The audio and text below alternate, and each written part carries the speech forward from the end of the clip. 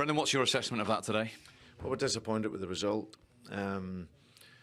Performance-wise, we had enough of the ball with good possession, but we'd never created enough in and around the final third. And of course, when you can't create, then you want to keep a clean sheet. So for us to give away the goal that we did, which was a very disappointing goal, and it has ended up costing us the game. So now we're bitterly disappointed because we'd hoped to be better in terms of that quality in and around the final third. But the players gave everything.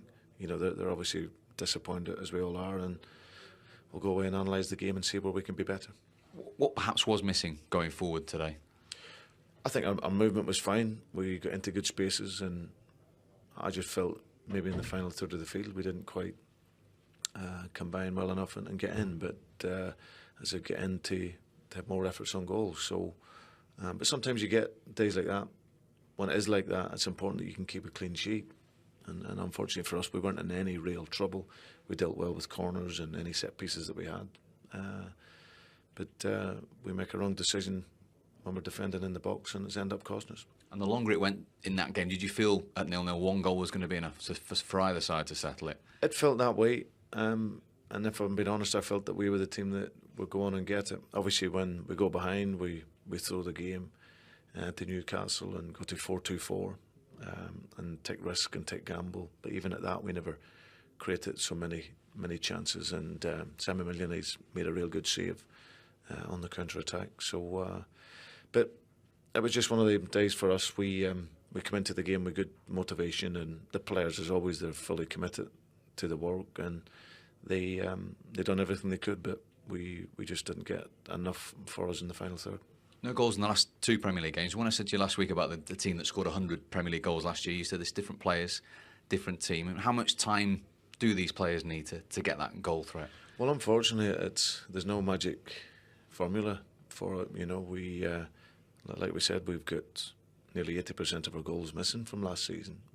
And the player that we sold in Daniel Sturridge.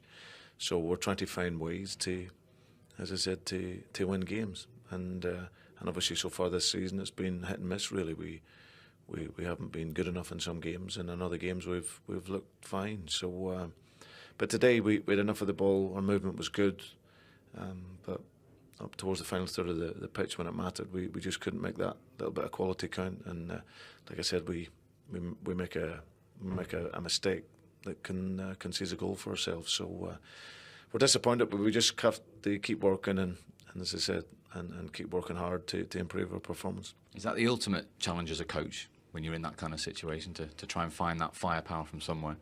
Yeah, it's finding the different ways. I think when I first came in, that was something that was pointed at in terms of the goals scored. We shifted the structure of the team and worked in a way that could allow us to do that.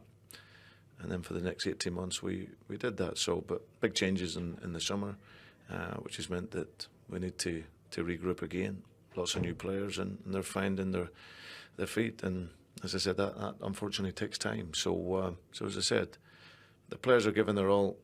They're working very, very hard. As I said, we just need to, and I need to, as the coach, find the solutions for that. And just finally, how big a challenge is the next two games this week now? Huge week for Liverpool Football Club. Yeah.